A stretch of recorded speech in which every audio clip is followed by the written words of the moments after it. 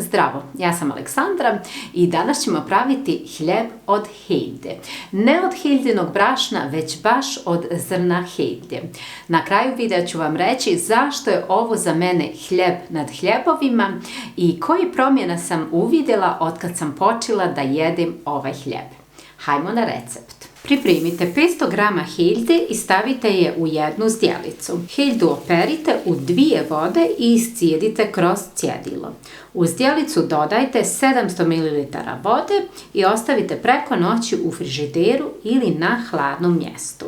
I evo nas drugi dan nakon što je heljda odstojala u vodi preko noći. I ovdje sada dodajte soli. Ja ću dodati negdje oko 10 g soli.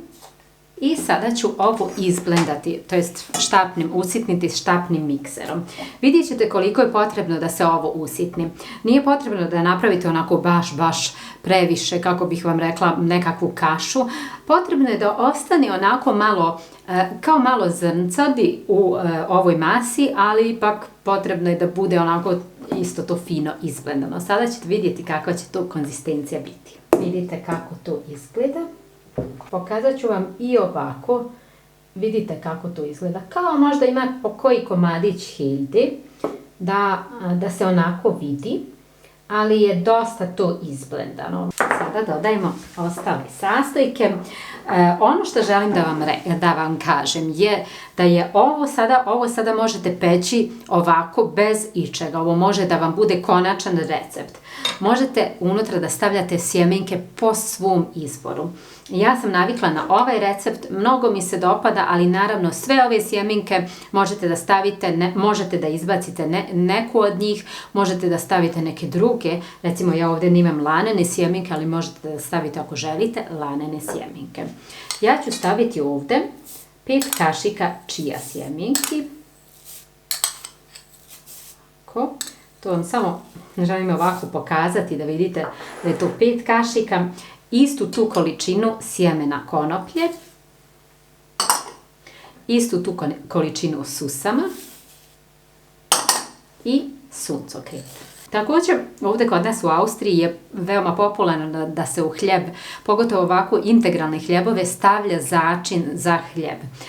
I pošto je heljda onako, ona se onako nekako osjeti, baš je osjetite, začin za hljeb nekako pomaže da se taj okus, ne bih rekla neutrališe, već jednostavno da bude malo finiji. Sada, jednom kad se naviknete na ovaj hljeb, neće vam biti potrebno nikakav začin za hljeb, jednostavno vam postane navika. Ali ja sam na početku stavljala ovaj začin za hljeb, imate, ne znam da li kod vas imate da kupite, i uopšte ga ne morate staviti ako ne želite. Znači možete staviti, ja stavljam ovako samo malo, možda negdje pola kašike.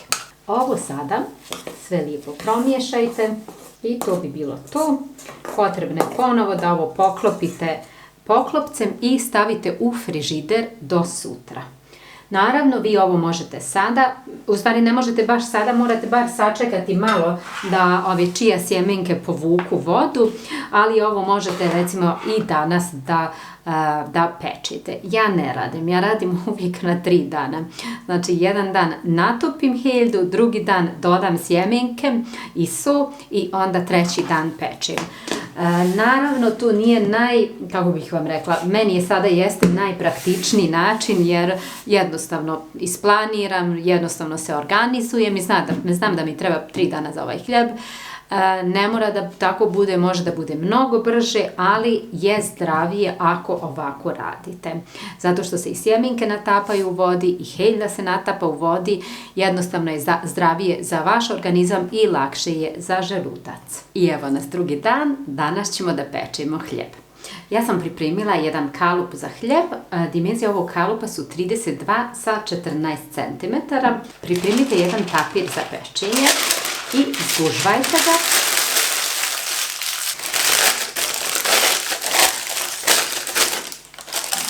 I sada stavite ovako papir u tepsiju. Pogledajte kako ovo izgleda sada. Masa je dosta gusta. Baš se onako zgusnula i nekako se sjedinila. I sada ću to prebaciti u kalup.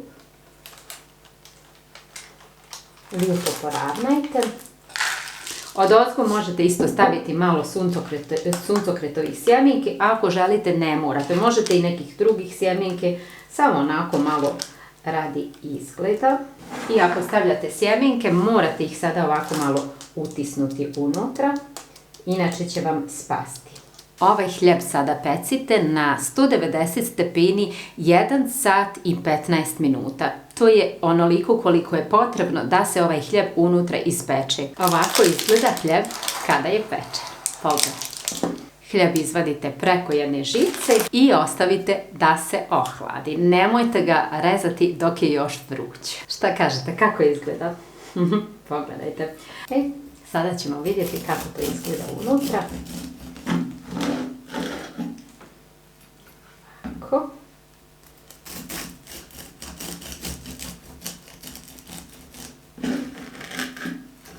I dragi moji, pogledajte kako ovo lijepo izgleda.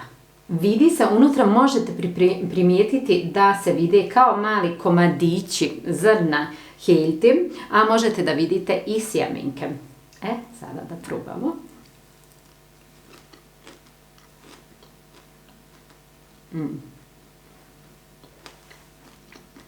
Odlično. Ja sad ne mogu da sudim jer sam se baš navikla na ovaj hljeb, ali po meni se heljda ne osjeća, to jest ne osjeća se onaj ton heljde koji nam svima smeta, pa zbog toga ne jedemo heljin hljeb. Sada ću vam reći zašto je za mene ovo hljeb nad hljebovima. Ja sam odlučila prije božićnog posta da napravim nekakav hljeb koji nije kao moji klasični hljebovi, jer onako mislila sam za mene ne vrijedi postiti ako ću ja jesti onaj hljeb, jer za mene je svaki hljeb preukusan. Takva sam ja, možda za neke druge ljude nije, ali ja jednostavno svaki hljeb koji napravim, za mene je to kao da jedem, ne znam, kao da jedem picu ili nešto. Onda sam mislila, hajde da ja napravim neki hljeb koji je zdrav, koji je bez glutena. Htjela sam jer svaki glutenski hljeb je preukusan. Onda sam mislila, hajde napravim neki zdrav hljeb bez glutena, ali nešto novo što ću jesti tokom posta. Tako da ga jedem, onako da ga jedem, ali da se ne dođem da se onako baš previše jedem ili da se prejedem. I onda sam vidjela na internetu hljeb od hiljinog zrna, probala sam ga i odmah mi je uspio. Na početku je to bilo onako, trebala sam se naviknuti od onih mojih klasičnih hljebova na njega i možda za 1 ili 2 sedmice ja sam se potpuno navikla i od tada ja jedem samo ovaj hljeb. Ono što sam primijetila, ja nisam intolerantna na gluten, nisam alergična na gluten, niko u porodici nema nikakvih problema sa glutenom, međutim ono što sam primijetila je da kada jedem ovaj hljeb, da jednostavno osjećam se tako nekako lagodno. A probala sam i da pojedem lepinjice od običnog hljeba i osjetila sam nekako kao, nije nelagoda, već nešto, ali to prije nisam ni primjećivala zbog toga što sam stalno jela hljeb, tako da nisam mogla ni da primijetim, ali kada sam počela da jedem ovaj hljeb, osjetila sam, ok, nešto je drugačije, osjećam kao, baš onako kao nekako lagan osjećaj u stomaku, u želucu, nima nikakvog ni pritiska, ni ničega, znači baš se osjećate nekako lagodno. I onda sam ja počela da jedem ovaj hljeb, znači od kraja novembra i skroz, evo sad je sredina februara, sad vam snimam ovaj recept i do sada samo sam probala 1 ili 2 puta običan hljeb i jedem samo ovaj hljeb. Neki dan za doručkom, baš je mama bila kod mene i sjeli su onako svi fino da doručkujemo. Ja sam napravila lepinjice, one moje balon lepinje fine i ja sam sjela da jedem, neću ja ipak to, ja hoću onaj svoj hljeb. Izvadila sam ga iz zamrzivača i jela ovaj hljeb. Ovo sam htjela da vam kažem, samo da vam objasnim da je hljeb, vrsta hljeba koga jedemo je samo navika. Eto, ja sam se navikla na ovaj hljeb i nekako mi je kao da mi je, idem ja da jedem onaj hljeb, nekako mi više prija. Jednostavno, zbog toga što sam ga jela 2 mjeseca, odmah sam se vraćala na njega. Stoga, ako imate nekakvih zdravstvenih problema, ali ne morate, ja nemam nikakvih zdravstvenih problema, nemam nekakvu intoleranciju ili nekakvu ništa, ali a pogotovo ako imate nekakvih zdravstvenih problema, ako imate intoleranciju na gluten ili ako osjećate da vam to smeta, ja vam od srca savjetujem da probate ovaj hljeb. Ja sam pravila i hljeb od heljinog brašna, nije tako dobar kao ovaj, osjeća se mnogo više, osjeća se nekako, ne znam, ja kažem kao zemlja, ima tu strukturu, nekako ne može nikako da se fino ispeče, a ovaj hljeb se baš fino peče.